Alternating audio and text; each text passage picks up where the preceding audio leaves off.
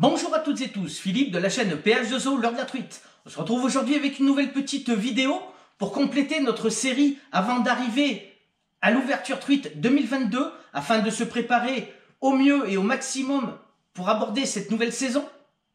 Ne vous inquiétez pas, je n'ai pas oublié le super jeu concours spécial truite 2022 qui arrivera donc sur la chaîne le dimanche 6 mars avec une jolie présentation des lots à gagner. Je peux vous assurer que vous n'allez pas être déçus, vraiment, afin de remercier vraiment tous les abonnés de la chaîne.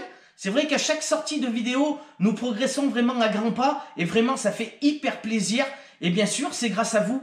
Donc pour vous remercier, ce super jeu concours en vidéo le dimanche 6 mars.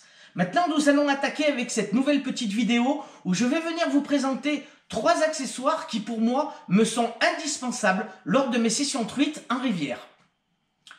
Agrémenté de conseils et d'astuces, je pense surtout à une astuce pour le premier accessoire qui a déjà quand même un sacré coût au niveau de l'achat. Donc c'est vrai que cette petite astuce, dont beaucoup ne connaissent pas, sera vraiment très sympa à connaître. Alors c'est parti avec cette nouvelle vidéo, mes 3 accessoires indispensables pour la pêche de la truite en rivière. C'est parti! Alors pour mon premier accessoire vraiment indispensable lors de mes sorties truites, et pour tous ceux qui n'ont pas encore franchi le pas, je veux parler bien sûr des waders. Alors vraiment les waders, pour moi qui a traqué la truite pendant plus de 35 ans avec des bottes et des cuissardes, je peux vous assurer que quand j'ai franchi le pas avec les waders, vraiment, déjà même la première session, quand je suis revenu, j'étais vraiment aux anges tout simplement, car vraiment ça nous facilite vraiment les approches au bord de l'eau et pendant des heures et des heures de marche le long des rivières. C'est vrai que ça a été vraiment une très belle et grosse surprise pour moi, les waders. Alors premier conseil bien sûr que j'ai à vous donner, c'est de prendre des waders avec des chaussons néoprène, tout simplement pour y accoupler des bonnes chaussures de wading avec surtout une bonne paire de semelles au maximum adhérentes. Et c'est vrai qu'à partir de là, vous pouvez rentrer vraiment dans l'eau avec beaucoup plus d'aisance. Donc bien sûr, je tiens quand même à signaler qu'il faut toujours faire attention quand on commence à mettre le pied dans l'eau. Il peut y avoir des bons trous d'eau, une bonne hauteur d'eau. Donc restez quand même très prudent avec. Mais c'est vrai qu'avec les waders et une bonne paire de chaussures de wading, c'est vrai qu'on rentre vraiment avec aisance et plus tranquillement, l'esprit vraiment tranquille dans l'eau. Et vraiment avec une bonne paire de chaussures de wading, en choisissant bien sûr donc des waders avec chaussons. C'est vrai que les deux accouplés vraiment vous facilitent vraiment la vie et vous la rend vraiment beaucoup plus simple au niveau de vos sessions truites. C'est vrai qu'avec une bonne paire de chaussures de wading, c'est tout simplement une paire de chaussures de marche. Donc vous avez votre cheville vraiment bien maintenue. Et c'est vrai que quand on arpente des endroits vraiment difficiles, que ce soit à travers bois ou que ce soit à travers des gorges, où on escalade plus ou moins des grosses pierres, tout ça, qu'on passe dans des endroits très humides, c'est vrai que voilà, le waders accouplé de chaussures de wading reste vraiment un confort de pêche vraiment incroyable. Alors, en dehors de choisir avec chaussons néoprène pour pouvoir adapter des chaussures de wading, mon deuxième conseil pour la truite, c'est de prendre un waders style respirant. C'est vrai que tout simplement, par rapport au waders style néoprène, vous allez être beaucoup plus à l'aise au niveau des mouvements, donc lors de vos marches, vous serez vraiment tranquille. Et en plus de ça, et vraiment c'est leur gros point au niveau du style respirant, c'est en été, quand vous tombez sur des grosses chaleurs, c'est vrai que vous aurez tendance à beaucoup moins transpirer et donc être beaucoup plus à l'aise, même pendant des grosses chaleurs. Je pense avoir fait le tour un petit peu des waders, tout en disant quand même que les waders restent assez fragiles, je dirais presque comme au point d'une paire de cuissardes. Voilà, faire attention au niveau des fils barbelés. Au niveau des ronces, c'est vrai que c'est pas spécialement conçu pour, mais bon, moi je sais que personnellement, même s'il y a des ronces à traverser, je fais quand même assez attention, mais je vais quand même traverser. Mais c'est vrai que les waders restent fragiles, restent aussi à acquérir avec quand même un bon coup d'achat. Moi je vois que là j'ai choisi depuis 2 ans le style pantalon. C'est vrai que j'ai commencé avec style salopette, mais en été, ça montait un peu haut, la transpiration, avec le t-shirt, tout ça, ça me dérangeait un peu. Donc là, pour moi, c'est un pantalon Waders. Alors c'est vrai que ça reste quand même assez fragile. Et donc mon astuce du jour, eh ben, c'est que si toutefois vous rencontrez une fuite au niveau de votre Waders, que ce soit au niveau du tissu, au niveau des jambes, ou alors des chaussons néoprène, eh ben, vous pouvez aller faire réparer tout cela auprès d'un cordonnier. À vous de vous renseigner s'il est apte professionnellement à arranger des waders. Moi, ça a été le cas, vraiment avec une grosse surprise, en allant faire les courses au supermarché, galerie marchande, petit cordonnier. Et pour définir, il était vraiment apte professionnellement à réparer les waders, ainsi que des chaussures de wading au niveau des semelles. Donc vraiment, j'ai trouvé mon bonheur, puisque j'avais un problème avec mes chaussures au niveau du tendon derrière. Donc j'avais des coutures qui dépassaient peut-être un peu trop. Et avec les frottements, m'ont littéralement fait des trous sur mon chausson néoprène. Donc au bout de la première saison. Alors c'est vrai que il m'a mis vraiment des grosses rustines avec la colle qui va bien, tout ça. Donc à ma grande surprise, il répare aussi bien les parties néoprène que les parties tissu. J'ai pêché toute la saison dernière avec, vraiment aucun souci, vraiment du travail de pro. Et ça m'a coûté, en renforçant un petit peu mes chaussures derrière, voilà, les 2 chaussons néoprène plus les 2 chaussures, ça m'est revenu à 20 €. Quand on sait qu'un pantalon Waders, c'est minimum 140 € et ça monte bien davantage. Voilà, cette petite astuce d'aller voir un cordonnier pour faire réparer en cas de fuite, je pense que c'est vraiment très utile et très bon à savoir, surtout pour le portefeuille. Voilà concernant un petit peu le waders et les chaussures de wading. Maintenant, pour ma part, au bout de 2 saisons, mes chaussures de wading ont rendu l'âme. Alors pour cette saison, j'ai choisi une paire plus spécialement de chaussures de canyoning. C'est les Adidas T-Rex Hydrolace. Alors j'ai choisi cette paire spécialement parce que leur gros point positif, c'est au niveau de la semelle qui est vraiment hyper adhérente sur toutes les parties mouillées. Donc c'est vrai que quand je vais traverser les rivières ou vraiment marcher en bordure de rivière, c'est vrai que ça va m'apporter vraiment une grosse adhérence. Donc j'ai choisi vraiment cette chaussure pour son gros point positif, la semelle hyper adhérente. Et bien sûr, comme vous pouvez constater, comme toute chaussure de wading, voilà, on est bien maintenu au niveau de la cheville. Donc pour des marches, voire des marches très longues lors de vos rivières, on est vraiment à l'aise et vraiment en super tenue au niveau du pied. Elle a également un chausson déjà néoprène à l'intérieur. Par contre, petit conseil également, si vous voulez essayer cette paire de chaussures Adidas, c'est de prendre une paire, au moins une pointure et demie au-dessus de votre taille normale, puisqu'il va falloir rentrer à l'intérieur vos chaussons néoprène de votre waders. Donc pour vraiment être à l'aise, pensez pour ces chaussures-là, prendre une pointure et demie pour être à l'aise et vraiment être au maximum confortable lors de vos sessions truites. Voilà pour vraiment mon premier accessoire qui pour moi est vraiment incontournable lors de mes sessions truites. Nous allons tout de suite passer au deuxième accessoire indispensable pour moi lors de mes sessions. Je veux parler tout simplement de l'épuisette.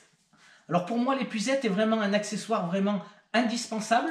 Alors bien sûr, en rajoutant un petit aimant derrière, vous pourrez l'accrocher facilement dans le dos sur votre sac, tout simplement, et donc être à l'aise lors d'attraper le poisson avec, de tirer dessus et tout de suite vous avez votre épuisette en main.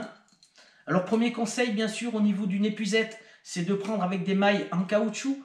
Premièrement pour éviter de blesser le poisson, surtout au niveau du mucus de la truite. Et deuxième bien sûr point positif avec ces mailles en caoutchouc, c'est de pouvoir décrocher vos leurres très facilement quand les hameçons sont pris dedans. Alors bien sûr une épuisette pour moi c'est vraiment incontournable, surtout quand on pêche en eau-kill. Alors déjà premièrement ça apporte vraiment un confort pour attraper le poisson tout simplement. Ça c'est, vous savez que les truites ça combat jusqu'au dernier moment, ça bouge dans tous les sens. C'est vrai qu'avec son mucus, ça reste très glissant à attraper à la main. Alors c'est vrai que là, l'épuisette, c'est tout simplement un accessoire qui vous facilite la vie pour attraper le poisson.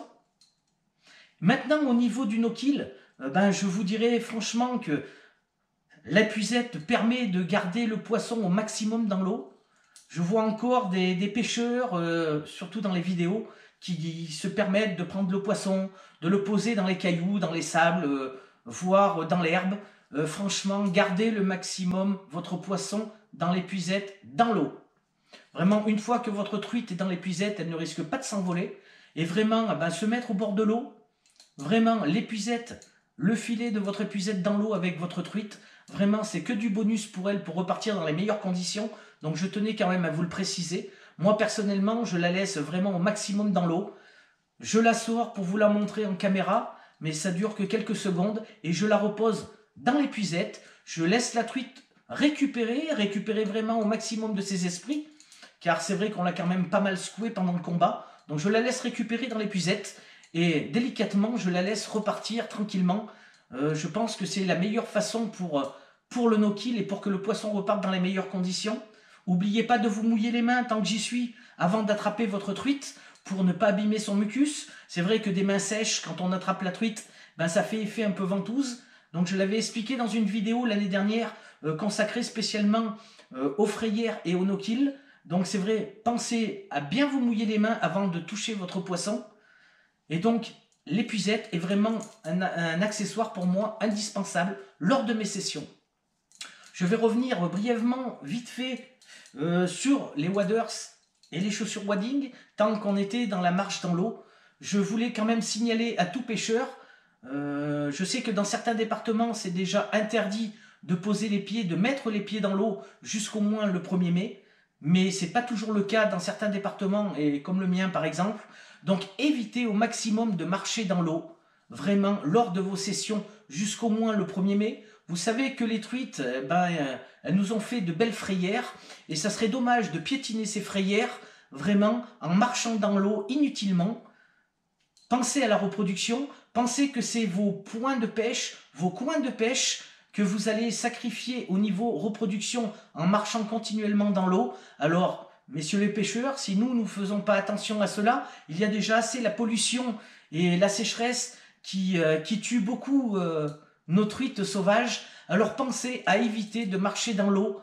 Je sais que je ne vais pas être un donneur de leçons. Si vous rencontrez un endroit où vous n'avez pas le choix de traverser, pour continuer votre pêche, traversez. Si vous êtes accroché, faites attention en allant décrocher vos leurres, mais évitez au maximum de marcher dans l'eau. Au moins jusqu'au 1er mai, le temps que ces frayères donnent naissance aux petites truitelles, et vous serez bien sûr tous contents de trouver le maximum de poissons dans vos coins de pêche. C'était mes 2 petits points pour le no-kill et la survie de nos truites sauvages dans nos rivières. Voilà donc pour le deuxième accessoire qui pour moi est indispensable, l'épuisette.